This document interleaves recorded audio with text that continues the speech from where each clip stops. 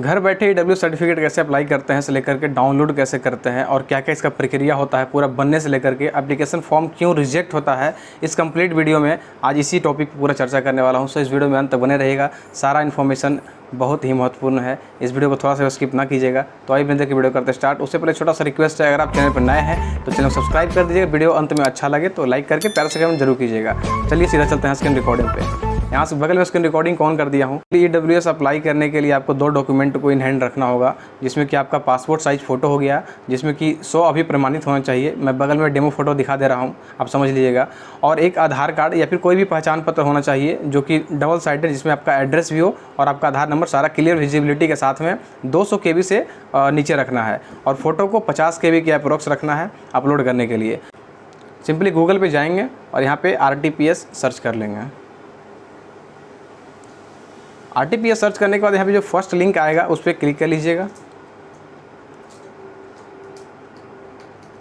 आप देख सकते हैं कि यहाँ पे इंटरफेस खुल करके आ गया, जिसमें कि आपको मैं जूम करके दिखाता हूँ। यहाँ पे दिख रहा है ऑप्शन लोक सेवाओं का अधिकार की सेवाएं में सामान्य प्रशासन विभाग। आपको इसमें आर्थिक रूप से कमज़ोर वर्ग के लिए आय और संपत्ति प्रमाण पत्र का निर्गमन, आप इस पर टैप कर लीजिएगा। अब यहाँ पे 3 ऑप्शन आ चुका है, अंचल स्तर पे, अनुमंडल स्तर पे और जिला स्तर पे। तो आपको अंचल स्तर पे क्लिक कर लेना है। फ़ोन या टैबलेट जो भी है आप उसको डेस्कटॉप साइड पे कर लीजिएगा, ताकि क्लियर विजिबिलिटी हो, पूरा दिखे, फुल स्क्रीन पे दिखे। अब इस फॉर्म को आपको फिल करना है, जिसमें कि मैं जो भी इंपॉर्टेंट पॉइंट है उसको मैं बता देता हूँ और ध्यान से सुनिएगा। जिसमें कि आपको सबसे पहले आपको यहाँ पे लैंग्वेज को चूज़ करना है कि आप किस लैंग्वेज में अप्लाई करना चाहते हैं। तो इसको हिंदी ही रहने दीजिएगा, ज़्यादा बेहतर होगा। फिर यहाँ पे आपको जेंडर चूज़ करना होगा और सारा प्रक्रिया है, जिसमें कि नाम, पिताजी का नाम, माताजी का नाम, डेट ऑफ बर्थ और आपका एड्रेस जो भी हो, और डिस्ट्रिक्ट, स्टेट और ब्लॉक वगैरह सारा कुछ फिल करने के बाद आप यहाँ पे स्थानीय निकाय को चूज़ कर लीजिएगा। ग्राम पंचायत है, नगर निगम है, नगर परिषद है, जो कोई भी हो आप सिंपल उसको चूज़ कर लीजिएगा। अब आपको यहाँ ग्राम पंचायत सेलेक्ट कर लेना है। अब देखिए मेन पॉइंट क्या होता है कि रिजेक्ट होने का मेन कारण जो है वो ये है, क एवं ख में से किसी एक को चुनें। ये बहुत महत्वपूर्ण पॉइंट है। इसी के वजह से अक्सर लोगों का जो फॉर्म रिजेक्ट होता है ड्यू टू दिस। तो सिंपली मैं आपको बताता हूं कि अगर आप जनरल कास्ट से बिलोंग करते हैं और ईडब्ल्यूएस के लिए अप्लाई करते हैं तो आपको क ऑप्शन को चूज़ करना होगा। क्योंकि पढ़िए, केंद्र हेतु अधिसूचित अन्य पिछड़ा वर्ग एवं बिहार हेतु अधिसूचित अनुसूचित जाति, अनुसूचित जनजाति, पिछड़ा वर्ग तथा अत्यंत पिछड़ा वर्ग की सूची में सूचीबद्ध नहीं है।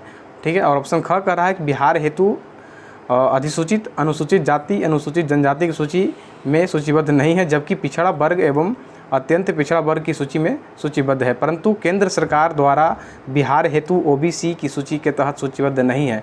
तो अगर आप जनरल कास्ट से बिलोंग करते हैं तो आप सिंपली इसको क को चूज़ कर लीजिएगा। अब आपको यहाँ पे एक जाति को सेलेक्ट करना होगा। आप जिस भी जाति से बिलोंग करते हैं आप सिंपली इसको सेलेक्ट कर लीजिएगा। अब आपको यहाँ देख सकते हैं कि पिता का नाम और माता का नाम सारा हिंदी और इंग्लिश दोनों पूछ रहा है, जिसमें कि आपको अगर आप लैपटॉप या डेस्कटॉप से करते हैं तो अगर इंग्लिश टाइप करते हैं तो हिंदी में ऑटोमेटिक हो जाता है। लेकिन जब आप फ़ोन से या टैबलेट से करते हैं तो आपको इनपुट कीबोर्ड के माध्यम से एक बार हिंदी में लिखना होगा, एक बार इंग्लिश में लिखना होगा। सो इस चीज़ को आप पूरा करेक्टली फिल कीजिएगा, किसी भी नाम में कोई त्रुटि नहीं आना चाहिए। और आपको यहाँ पे मोबाइल नंबर और ईमेल, ये बहुत इंपॉर्टेंट है गाइस। सो इसको आप ध्यान से कीजिएगा ताकि आपका सारा अपडेट सही तरीके से आपके पास पहुँच सके। सो आप इसको ध्यान से कीजिएगा। जैसे कि अगर रिजेक्ट होता है तो यहाँ पे आपको शो करेगा, अगर कुछ भी प्रॉब्लम आता है फॉर्म में तो आपको यहाँ पे शो करेगा। सो इसको आप ध्यान से फिल कीजिएगा। अब आपको यहाँ पे आ गया है चूज़ फाइल में, तो यहाँ पे क्लियर लिखा हुआ है कि self attested photograph of applicant authorise representative. तो मैं यहाँ पे बगल में डेमो जो फ़ोटो दिखाया हूँ, आप सिंपली इसी प्रकार का फ़ोटो को क्रिएट कर लीजिएगा। अगर नहीं आता है तो डिस्क्रिप्शन में लिंक दिया हुआ है, जिसमें कि आप साइज़ रिड्यूस वगैरह कर सकते हैं और सेल्फ अटेस्टेड फ़ोटो भी बना सकते हैं। तो आप सिंपली यहाँ पर से चूज़ फाइल करने के बाद गैलरी से उस फोटो को चूज़ कर लीजिएगा। और यहाँ पे देख सकते हैं कि परिवार का कुल आय, तो आप इनकम सर्टिफिकेट बनाए होंगे, अगर वो नहीं बना हुआ है तो ये नहीं बनेगा। सो अगर आप बनाना चाहते हैं तो उसका भी लिंक मैं डिस्क्रिप्शन में दे दिया हूँ, आप उसको भी बनवा लीजिएगा। क्योंकि ईडब्ल्यूएस आपका तभी बनेगा जब आपका इनकम सर्टिफिकेट अप्लाई ऑलरेडी हो चुका होगा, तो दोनों साथ में बन सकता है या फिर पहले ये चलता है, लेकिन अप्लाई दोनों साथ होना चाहिए। अब आपको यहाँ पे सेल्फ डिक्लेरेशन में आप सारा कुछ पढ़ लीजिएगा और सिंपली यहाँ आई एग्री पे क्लिक कर लीजिएगा। आप यहाँ पे पढ़ सकते हैं कि मैं घोषणा करता हूँ कि मेरे परिवार की परिसंपत्ति को जोड़ने के पश्चात निम्नलिखित में से किसी सीमा से अधिक नहीं है। 5 एकड़ कृषि, ठीक है, 1000 वर्ग फीट अथवा अधिक क्षेत्रफल का आवासीय फ्लैट, और इन सारे पॉइंट्स को आप पढ़ लीजिएगा। उसके बाद आप सिंपली इसको आई एग्री पे क्लिक करने के बाद यहाँ पे कैप्चा कोड को फिल कीजिएगा और सिंपली यहाँ सबमिट पे क्लिक कर लीजिएगा। अभी मैं इस वीडियो में अंत में ये भी बताऊँगा कि आपका रिजेक्ट नहीं होगा, आपको किस तरीके से इसको जा करके मतलब इसको प्रिंट कॉपी निकलवा करके कैसे क्या करना है, कहाँ से वेरिफिकेशन करवाना है। सो इस वीडियो में बने रहिए। तो मैं इस फॉर्म को फिल करके आपको दिखाता हूँ। तो गाइज़ अभी यहाँ पे हम पूरा फॉर्म को फिल कर चुके हैं, तो आपको मैं दिखाता हूँ कि देखिए जैसे कि सारा स्टेप बाय स्टेप फिल किया हुआ है। सो आप भी इसी तरीके से जैसे मैं बताया हूँ सारा ढंग से कीजिएगा और यहाँ पे कैप्चा कोड को इंटर करने के बाद सिंपली आपको सबमिट पे क्लिक कर लेना है। मैं यहाँ ब्लर कर दिया हूँ प्राइवेसी इशू की वजह से, और देन ओके पे क्लिक कर लेना है। अब आप देख सकते हैं कि आपके सामने डॉक्यूमेंट अपलोड करने का ऑप्शन आ जाएगा, जिसमें कि सेव अनेक्चर, उससे पहले एडिट का ऑप्शन आ जाता है। तो इसमें आप फॉर्म को एडिट कर सकते हैं अगर कुछ त्रुटि आ गया है तो। उसके बाद डॉक्यूमेंट को आप अटैच कर लीजिएगा। आधार कार्ड को चूज करने के बाद गैलरी से फ़ोटो को सेलेक्ट कर लीजिएगा। फ़ोटो को सेलेक्ट करने के बाद सिंपली आपको सेव अनेक्सर पे क्लिक कर लेना है। अब जो आपके सामने प्रिंट कॉपी आ जाएगा आप इसको डाउनलोड कर सकेंगे, और आप इसको डाउनलोड कर लीजिएगा क्योंकि इसमें रेफरेंस नंबर होता है। आप इसको कहाँ से जांच कर सकते हैं कि अभी मेरा एप्लीकेशन फॉर्म किस स्तर पे पहुँचा है, एक्सेप्ट हुआ या रिजेक्ट हुआ, या फिर ये देखिए इसको 3 स्तर से गुजरना होता है।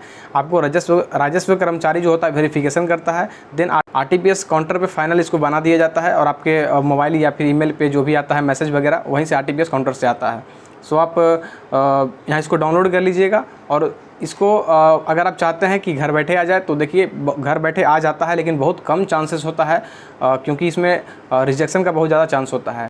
जैसे कि एप्लीकेशन फॉर्म जो आप डाउनलोड किए हैं उसमें लिखा हुआ होगा कि EWS निर्गमन का संभावित तिथि, तो आप उस तिथि पे मत जाइए। आप सिंपली जाइए ब्लॉक में जाइए और अपने राजस्व कर्मचारी से वेरिफिकेशन करवा लीजिए। RTPS काउंटर पे इसका फोटोकॉपी निकलवा करके आप जमा कीजिए और उनसे रिक्वेस्ट कर दिए सर मेरा EWS को कृपया बना दिया जाए, कुछ अर्जेंट है, ऐसा कुछ बोलने के बाद वो 1 से 2 दिन में आपको क्लियर कर देंगे, वेरीफाई कर देंगे। सो इन स्टेप्स को आप फॉलो कीजिएगा, आपका EWS 100% बन करके आ जाएगा, घर बैठे आ जाएगा, बिना कोई झंझट, बिना कोई टेंशन के। आप इसको कैसे चेक करते हैं मैं आपको बताता हूँ, ठीक है। नीचे ऑप्शन 2 ऑप्शन आ जाता है, आवेदन की स्थिति देखिए, आप इस पर क्लिक करके रेफरेंस नंबर को यहाँ पे डालिएगा तो आपका ये भी दिख जाएगा, और सर्टिफिकेट डाउनलोड करें। अगर आपके पास मैसेज आ जाता है तो आप सिंपली यहाँ पे सर्टिफिकेट डाउनलोड करें पे क्लिक करके उसको डाउनलोड कर सकते हैं। वीडियो इन्फॉर्मेटिव लगा होगा तो वीडियो को लाइक कीजिएगा, प्यारा सा कमेंट जरूर कीजिएगा। ऐसा इन्फॉर्मेटिव वीडियो के लिए चैनल सब्सक्राइब कीजिए। मिलते किसी और नेक्स्ट वीडियो में, तब तक के लिए जय हिंद।